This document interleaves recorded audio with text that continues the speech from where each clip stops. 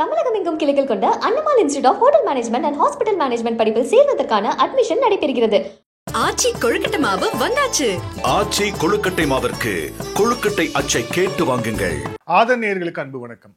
இன்று மிகவும் முக்கியமான ஒரு நாள்.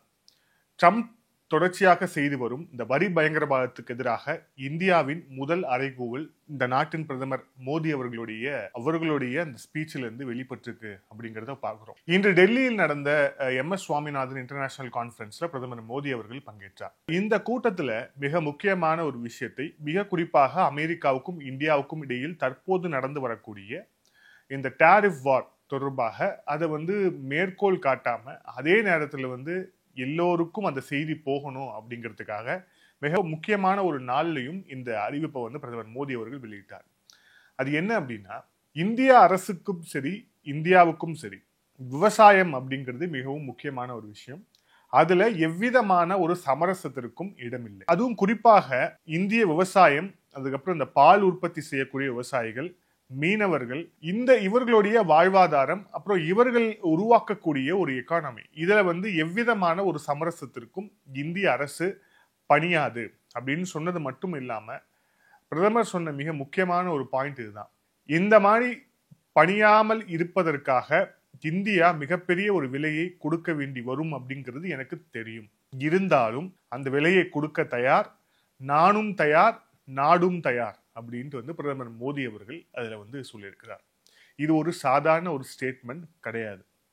ஏன் அப்படின்னா, அமெரிக்கா போன்ற ஒரு மிகப்பெரிய ஒரு சர்வ வல்லமை பொருந்திய ஒரு நாடை ஒரு வளரும் பொருளாதார நாடாக இருக்கக்கூடிய இந்தியா எதிர்த்து நிற்பது அப்படிங்கிறது இந்த ஒரு வேர்ல்டு ஆர்டர்னு சொல்றாங்க இல்லையா, அதுலேயே ஒரு மிகப்பெரிய ஒரு ஷிஃப்டை கொண்டு வரக்கூடிய ஒரு விஷயமா தான் இதை ஜியோ பொலிட்டிக்கல் எக்ஸ்பர்ட்ஸும் சரி, மிகப்பெரிய எக்கனாமிஸ்டும் சரி இதை பார்க்குறாங்க. விமர்சகர்கள் இதை இந்தியாவை, குறிப்பாக எதிர்கட்சிகள், அவங்க எந்த திசையில போறாங்க, குறிப்பாக அவங்களுடைய அந்த விமர்சனம் எந்த திசையில போகுது அப்படிங்கறத நம்ம தெளிவா பார்த்துட்டு இருக்கோம். அது ஒரு பக்கம். இதை உள்நாட்டு ரீதியில, அரசியல் ரீதியா நம்ம ஈஸியா இவங்க எதிர்கொள்வாங்க அப்படிங்கிறது ஒண்ணு. ஆனா ட்ரம்பை எதிர்கொள்வது அப்படிங்கிறது மிகப்பெரிய ஒரு சவாலாக கடந்த சில மாதங்களாக எல்லா நாடுகளுக்கும் மாறிக்கொண்டே இருக்கிறது. அது ஸ்டார்ட் ஃப்ரம் பிரேசில்ல தொடங்கி இந்தியா வரை மிகப்பெரிய ஒரு நெருக்கடியை நோக்கி அமெரிக்கா இந்த வரி பயங்கரவாதத்தின் மூலமாக செலுத்திட்டு இருக்காங்க அப்படிங்கிறத பாக்குறோம். எவ்விதமான ஒரு நடைமுறையையும் பின்பற்றாம திடீர்னு எந்திரிச்சு 25%, அடுத்த நாள் எந்திரிச்சு இன்னும் 25%, 50% அப்படின்னு சொல்லிட்டு டொனால்ட் ட்ரம்ப் தடாலடியாக, தான்றோண்டித்தனமாக, தொடர்ச்சியாக அவருடைய அந்த கருத்து அப்படிங்கிறதும் சரி, அவருடைய செயல்பாடுகளும் சரி இந்த அளவுக்கு ஒரு விமர்சனத்துக்குரியதா மாறி இருக்கு. இதற்கு தான் இந்தியா இந்த பதிலடியை கொடுத்திருக்கிறது. இதுல நம்மளுடைய பிரதமர் சொல்லும் போது நாடும் தயார், நானும் தயார் அப்படின்னா, நாடு குறிப்பா இந்தியாவை பொறுத்தவரை நாம பல போர்களை சந்தித்த நாடு, ஆங்கிலேயர்களுடைய காலனி ஆதிக்க நாடாக இருந்து அதன் பிறகு சுதந்திரம் பெற்று மிகப்பெரிய நெருக்கடி எல்லாத்தையுமே சந்திச்சு அதுல இருந்து மீண்டும் எழுந்து நிற்கக்கூடிய மிகப்பெரிய ஒரு வளரும் பொருளாதாரமா இருக்கக்கூடிய ஒரு நாடு. இதையும் சந்திக்க தயார் அப்படின்னு சொன்னது அப்படிங்கிறது இந்திய மக்கள் மீது அவருக்கு இருக்கும் நம்பிக்கை அப்படிங்கிறதை தாண்டி, இந்தியர்கள் குறிப்பா இந்த கிரைசிஸ், இந்த மாதிரியான ஒரு நெருக்கடி சூழல்ல இந்தியா எந்த மாதிரி செயல்படும் அப்படிங்கிறதுக்கு முன்னுதாரணங்கள் பல இருக்கு. ஸோ அந்த முன்னுதாரணங்கள் படி பார்த்தோம் அப்படின்னா இந்த விஷயத்தையும் கடந்து வர முடியும் அப்படின்ட்டு அதுல புரிஞ்சுக்கலாம். நானும் தயார் அப்படின்னு அவர் சொன்னதுக்கான காரணம், அது நானும் தயார் அப்படிங்கிற அந்த வார்த்தை ஒரு சாதாரண ஒரு வார்த்தையா கடந்து போக முடியாது. ஏன் அப்படின்னா, தனிப்பட்ட முறையிலும் சரி எனக்கும் இதுல மிகப்பெரிய இழப்புகளை நானும் சந்திக்க நேரிடும் அப்படிங்கிறதையும் அவர் பூடகமா அதுல சொல்லியிருக்கார் அப்படின்னு தான் புரிஞ்சுக்க முடியும். இதற்கும் பல உதாரணங்கள் இதுக்கு முன்பாக நடந்திருக்கு. ஆனா அதெல்லாம் நம்ம கோட் பண்ணி பேசணும் அப்படின்னா அது இந்த நேரத்துல சரியா வருமானு தெரியல. ஆனா பேச வேண்டிய ஒரு நேரம் வரும், அது நிச்சயமாக பேசுவோம். ஸோ இதுதான் இந்தியா வெளியிட்டிருக்கக்கூடிய மிக முக்கியமான ஒரு செய்தி, குறிப்பாக அந்த வரி பயங்கரவாதத்தை செய்து வரக்கூடிய இந்த டொனால்ட் ட்ரம்பின் மீது. இது ஓவராலா இப்படி இருக்க, இப்போ அமெரிக்கா நம்மள, குறிப்பாக ட்ரம்ப் இந்தியாவை எதை நோக்கி தள்ளுறார் அப்படிங்கிறது ஒண்ணு. அது அமெரிக்காவுக்கு எவ்வித ஒரு பாதகமான ஒரு முடிவை அமெரிக்காவுக்கு ஏற்படுத்த போகுது அப்படிங்கிறதையும் நம்ம இப்ப பொறுத்து பார்க்கணும். ஏன் அப்படின்னா, ரொம்ப சமீபத்துல RIC அப்படிங்கிற ஒரு அலைன்ஸ் மிகவும் வினயத்துல வரவேற்க ஒரு தக்க விஷயமாக மிகப்பெரிய ஒரு விவாத பொருளாக மாறி இருக்கிறது. R for Russia, I for India, C for China. இந்த 3 நாடுகளும் இணைந்து இந்த மேற்கத்திய நாடுகளுடைய இந்த ஆதிக்கத்துக்கு முடிவுரை எழுத வேண்டும் அப்படிங்கிற குரல் எழத் தொடங்கிவிட்டது. அந்த குரல் எழும்பினதை ட்ரம்ப்போடைய இந்த நடவடிக்கைகள் இன்னும் தீவிரப்படுத்தி இருக்கு அப்படிங்கிறது தான் நம்ம தெளிவா பார்க்கிறோம்.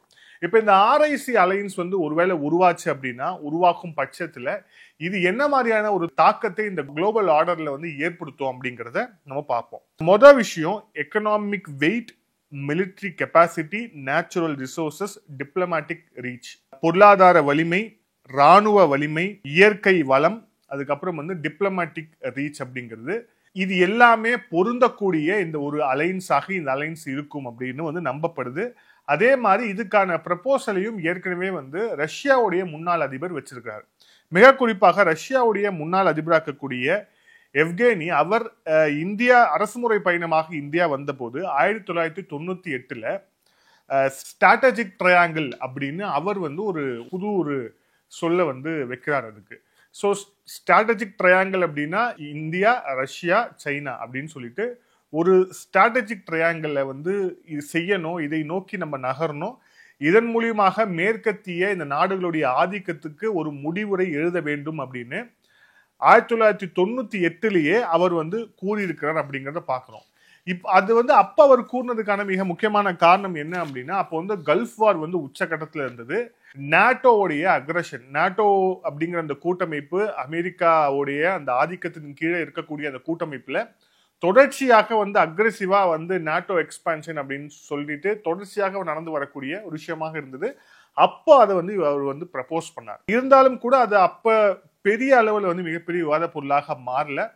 அதே மாதிரி இதுல மிக முக்கியமாக சைனாவுடைய அந்த நிலை அப்படிங்கிறது, சைனாவுக்கும் நமக்கும் இருக்கக்கூடிய அந்த எல்லை பிரச்சனை, அதுக்கப்புறம் ரஷ்யாவுக்கு சைனா மேல இருக்கக்கூடிய டிபெண்டன்சி, அதே நேரத்தில் ரஷ்யாவுக்கும் இந்தியாவுக்கும் இடையிலான நட்புறவுன்னு சொல்லிட்டு இதுல பல்வேறு சிக்கல் இருந்ததால இந்த RIC அலையன்ஸ் அப்ப அந்த அளவுக்கு புஷ் பண்ண முடியாத ஒரு காரணம் இருந்தது. ஆனா எப்போ இந்த அமெரிக்காவுடைய அதிபராக டொனால்ட் ட்ரம்ப் வந்தாரோ, அமெரிக்கா ஃபர்ஸ்ட் அப்படிங்கிற பேர்ல இந்த டாரிஃப் வாரை எப்ப அவர் தொடங்கினாரோ அப்போதிலிருந்தே இது சம்பந்தமான விவாதங்கள் தொடங்கியாச்சு.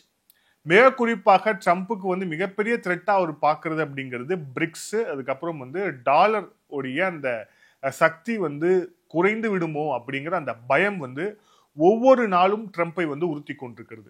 ஆனா ட்ரம்ப்புடைய பயம் அப்படிங்கிறது அவர் செய்யக்கூடிய செயல்பாடுல எந்த விதத்திலுமே பொருத்தம் இல்லாத ஒரு விஷயமா தான் இருக்கு.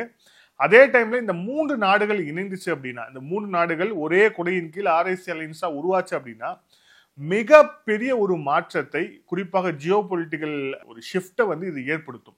இது எப்படி அப்படின்னா, இந்த 3 நாடுகளும் சேர்ந்தா, இந்த 3 நாடுகளுடைய எக்கானமி சேர்த்து பார்த்தோம் அப்படின்னா $25 trillion எக்கானமியா இந்த 3 நாடுகளும் இணைந்து வந்துச்சு அப்படிங்கிற போது இது கிட்டத்தட்ட அமெரிக்காவுடைய அந்த வலிமையை தாண்டி போற விதமாக தான், அதாவது சர்பாஸ் பண்ணும் விதமா இந்த கூட்டமைப்புடைய பலம் இருக்கும் அப்படிங்கிறது கணிப்பு.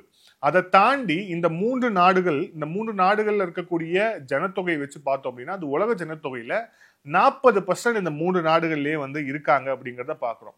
அதை தாண்டி மிக முக்கியமான விஷயம், சைனா மிகப்பெரிய ஒரு மேனுஃபேக்சர், அதாவது பொருட்களை உற்பத்தி செய்யக்கூடியவர். இந்தியாவை பொறுத்தவரை மிகப்பெரிய ஒரு மேஜர் சர்வீஸ் ஹப், அப்புறம் fastest growing economy. Russia global energy power house. So இந்த ஒரு 3 பிரிவு இருக்கு இல்லையா, அதாவது ஒருவர் ஒரு மிகப்பெரிய அந்த மேனுஃபேக்சரர், உற்பத்தி செய்யக்கூடியவர், அதுக்கு பவர், அதுக்கப்புறம் மிகப்பெரிய ஒரு சந்தையாக இருக்கக்கூடிய இந்தியா, பிளஸ் சர்வீஸ் ஹப்பாவும் இருக்கக்கூடிய இந்தியா. இந்த 3 நாடுகளும் இணையும் போது மிகப்பெரிய ஒரு பிரளயமே இந்த குளோபல் ஆர்டர்ல ஏற்படும் அப்படிங்கிறது சந்தேகத்துக்கு இடமில்லாம பல ரிசர்ச் பேப்பர்ஸ் இதை வெளிப்படுத்தி இருக்கு அப்படிங்கிறத பார்க்கிறோம். ஏற்கனவே இந்த நாடுகள் பிரிக்ஸ், ஷாங்காய் கோஆபரேஷன் ஆர்கனைசேஷன் சொல்லிட்டு பல்வேறு கூட்டமைப்புகள் அவங்க இருக்கிறாங்க அப்படிங்கிற அந்த ஒரு விஷயத்தையும் பார்க்கிறோம். இப்போ இதை நோக்கித்தான் ட்ரம்ப்புடைய இந்த அழுத்தம் இந்த நாடுகளை குறிப்பாக இந்த நாடுகளை அதை நோக்கி தள்ளுது அப்படின்னா அது நம்ம மிகைப்படுத்தவே முடியாது. இப்போ இந்த காணொலியோடைய இறுதியாக நம்மளுடைய தேசிய பாதுகாப்பு ஆலோசகர் அஜித் தோவல் அவர்கள் இந்த ஒரு மிகப்பெரிய ஒரு கிரைசிஸ் சிச்சுவேஷன்ல கூட அவர் இப்போ ரஷ்யால இருக்கிறார் அப்படிங்கறத பார்க்கிறோம். அதே மாதிரி ரஷ்யால இருந்து அவர் மீண்டு வரும்போது, குறிப்பாக அங்க இருக்கும்போது அவர் சொன்ன செய்தியாளர் சந்திப்புல அவர் சொன்ன முக்கியமான விஷயம் என்னன்னா, மிக விரைவில் புதின் இந்தியா வருகிறார் அப்படின்ட்டு வந்து சொல்லியிருக்கிறார். ஸோ இதுக்கான அஷூரன்ஸும் அங்கே கொடுக்கப்பட்டிருக்கிறது. புதின் நம்ம வந்து கிட்டத்தட்ட 2022 வந்து லாஸ்டா 2022 இஃப் ஐம் கரெக்ட் 2022 இல்லை 2021 இந்த 2 ஆண்டுகள்ல வந்து ஒரு இந்தியா வந்தார் அப்படின்னு வந்து எனக்கு நினைவு.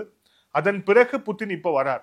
குறிப்பாக புதின் வரக்கூடிய காலகட்டம் அப்படிங்கிறது மிக முக்கியமான ஒரு காலகட்டம். இந்த காலகட்டத்தில் அதுவும் குறிப்பாக இந்த ட்ரம்ப்புடைய அந்த நகர்வு அப்படிங்கிறது எந்த அளவுக்கு மோசமா ஒரு நாளும் கிறுக்குத்தனமா போயிட்டு இருக்கு அப்படிங்கிறத இந்த உலக தலைவர்கள் பார்த்துக்கிட்டு தான் இருக்கிறாங்க. அப்போ இந்த புதினுடைய இந்த இந்திய வருகை அப்படிங்கிறது மிகவும் கவனிக்கத்தக்க ஒரு விஷயமாக மாறி இருக்கிறது. இது மீண்டும் இந்த RIC அலையன்ஸை உறுதிப்படுத்தும் விதமாக நகர்கிறதா அப்படிங்கிறத நம்ம வந்து பொறுத்திருந்து பார்க்கணும். இதுல இன்னொரு விஷயம் பாருங்க, புதின் வராருன்னு சொன்ன இல்லையா, அதே மாதிரி இன்னொருத்தர் வந்து அமெரிக்கா போறார். அவர் வேற யாரும் இல்ல, பாகிஸ்தானுடைய ராணுவ தளபதி. தனக்குத்தானே மார்ஷல் பட்டம் கொடுத்து நான் தான் இந்த நாட்டை வழிநடத்துறேன் அப்படின்னு சொல்லி தனக்குத்தானே அறிவித்துக் கொண்டிருக்கக்கூடிய அந்த பயங்கரவாத கூட்டத்தின் தலைவனாக இருக்கக்கூடிய அந்த அசிம் முனிர் இப்போ அமெரிக்கா போறது வந்து இப்போ உறுதியா இருக்கு. 2 மாசம் கூட ஆகல. கடைசியா வந்து ஜூன் மாசத்துல வந்து இந்த அசிம் முனிர் வெள்ளை மாளிகைக்கு போய் ட்ரம்ப் கூட உட்கார்ந்து வந்து லஞ்ச் சாப்பிட்டார் அப்படிங்கிறத செய்தி எல்லா இடத்துலயுமே வந்துச்சு. அதன் பிறகு வந்து அமெரிக்காவுடைய அதிபர் டொனால்ட் ட்ரம்ப்பை அமெரிக்கான நோபல் பரிசுக்கு வந்து பரிந்துரை செய்யறோம்னு பாகிஸ்தான் அறிவிச்ச அந்த கோமாளித்தனமான அறிவிப்புகளையும் நம்ம வந்து பார்த்தோம். இப்ப அடுத்து என்ன நடக்குது அப்படின்னா, மீண்டும் அசிம் முனிர் வந்து அமெரிக்காவுக்கு போறார் அப்படிங்கிறத பாக்குறோம்.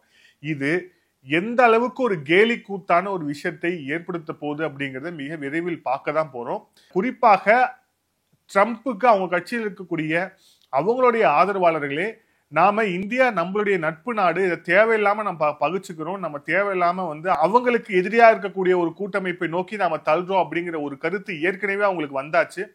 அமெரிக்காவையும் பாகிஸ்தானையும் ஈக்குவேட் பண்ணும்போது ட்ரம்ப்போடைய தேர்வு வந்து பாகிஸ்தானா இருக்கு அப்படின்னா, அப்போ ட்ரம்ப் எந்த அளவுக்கு ஒரு முட்டாள்தனமான ஒரு நபராக இருக்கிறார், அவருடைய அந்த செயல் திட்டம், அவருடைய கண்ணோட்டம், அவருடைய செயல்பாடு எந்த அளவுக்கு முட்டாள்தனமா இருக்கு அப்படிங்கறத வந்து அமெரிக்க மக்கள் வந்து இப்ப புரிய ஆரம்பிச்சிருக்கிறாங்க. மிக குறிப்பாக அமெரிக்கால இருக்கக்கூடிய அவருடைய சொந்த கட்சியா இருக்கக்கூடிய ரிபப்ளிக் கட்சி ஆளுகளே வந்து இப்போ வந்து அதை உணர ஆரம்பிச்சிருக்கிறாங்க அப்படிங்கறத பாக்குறோம். இந்த உணர்வு அப்படிங்கிறது நாளாக இது மிகப்பெரிய ஆபத்தாக ட்ரம்ப்புக்கே மாறக்கூடும். மீண்டும் இன்னொரு காணொலியில் சந்திப்போம். அதுவரை நன்றி, வணக்கம்.